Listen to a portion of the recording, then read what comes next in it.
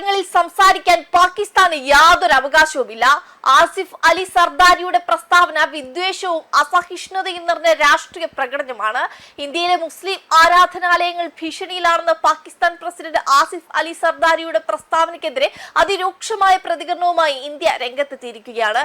സർദാരിയുടെ പരാമർശങ്ങൾ തികച്ചും ഹാസ്യാത്മകവും അസഹിഷ്ണുതയും വിദ്വേഷവും നിറഞ്ഞ പാകിസ്ഥാന്റെ വിദേശ നയത്തിന്റെ ഭാഗമായുള്ള രാഷ്ട്രീയ അജണ്ടയുമാണെന്ന് വിദേശകാര്യ മന്ത്രാലയം തുറന്നടിച്ചു. ഇന്ത്യയുടെ ആഭ്യന്തര കാര്യങ്ങളിൽ സംസാരിക്കാൻ പാകിസ്ഥാന് യാതൊരു അവകാശമില്ലെന്നും വിദേശകാര്യ മന്ത്രാലയം വീണ്ടും ഓർമ്മിപ്പിച്ചു. വാരണാസിയിലെ മസ്ജിദ് ഗഞ്ച് ഷഹീദ അടക്കമുള്ള മുസ്ലിം കേന്ദ്രങ്ങൾ തകർക്കപ്പെടാൻ ഭീഷണി നേരിടുകയാണെന്ന രീതിയിൽ സർദാരി എക്സിൽ പങ്കുവച്ച കുറിപ്പിനോട് പ്രതികരിക്കുകയായിരുന്നു ഇന്ത്യ. പാകിസ്ഥാൻ പ്രസിഡന്റിന്റെ അനാവശ്യ പരാമർശങ്ങളെയും ഇന്ത്യ പൂർണ്ണമായി തള്ളിക്കളയുന്നുവെന്ന് വിദേശകാര്യ മന്ത്രാലയ വക്താവ് രൺധീർ ജയ്സ്വാൾ വ്യക്തമാക്കി.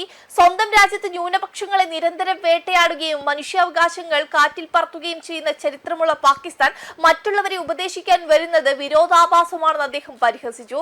പാകിസ്ഥാനിൽ ഹിന്ദു, ക്രിസ്ത്യൻ, അഹമ്മദീയ വിഭാഗങ്ങൾക്കെതിരെ തുടർച്ചയായി നടക്കുന്ന വർഗീയ അതിക്രമങ്ങളും നിർബന്ധിത മതപരിവർത്തനങ്ങളും അന്താരാഷ്ട്ര തലത്തിൽ തന്നെ ചർച്ചയാകുന്ന കാര്യമാണ്.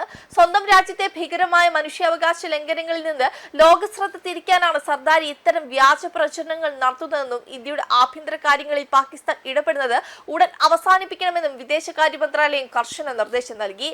അതേസമയം പാകിസ്ഥാനിലെ ഹിന്ദു വിഭാഗത്തെക്കുറിച്ചും അഖണ്ഡ ഭാരത ആശയത്തെക്കുറിച്ചും പാക് പ്രസിഡന്റ് ആസിഫ് അലി സർദാരി നടത്തിയ പരാമർശങ്ങൾ ഇപ്പോൾ വലിയ ചർച്ചയായിരിക്കുകയാണ്.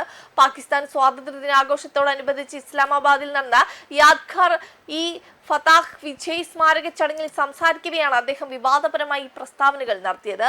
ഇന്ത്യയുടെ അഖണ്ഡ ഭാരത് ആശയത്തെയും പാകിസ്ഥാന്റെ മുസ്ലിം സ്വത്വത്തെയും തമ്മിൽ താരതമ്യം ചെയ്തുകൊണ്ടാണ് അദ്ദേഹം സംസാരിച്ചത്. പാകിസ്ഥാനിലെ ഹിന്ദുക്കളുടെ അവസ്ഥയെക്കുറിച്ച് സംസാരിക്കവേ ഞങ്ങൾ സഹിഷ്ണുത പുലർത്തുന്ന മാനസികാവസ്ഥയുള്ള മുസ്ലിങ്ങളാണ് എന്നാണ് സർദാരി അവകാശപ്പെട്ടത്.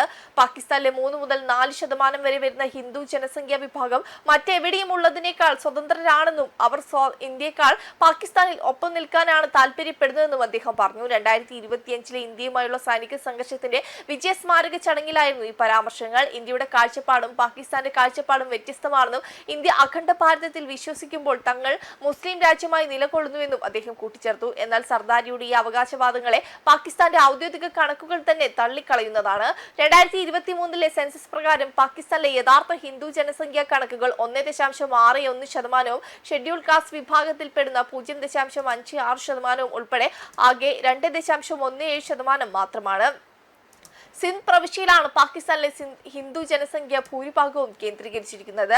സർദാരി പറഞ്ഞതുപോലെ 3 മുതൽ 4% കണക്കുകൾ ഔദ്യോഗിക സെൻസസിൽ ലഭ്യമാണെന്ന് ഈ കണക്കുകൾ വ്യക്തമാക്കുന്നു. വെബ് ഡെസ്ക് കർമ്മ ന്യൂസ്.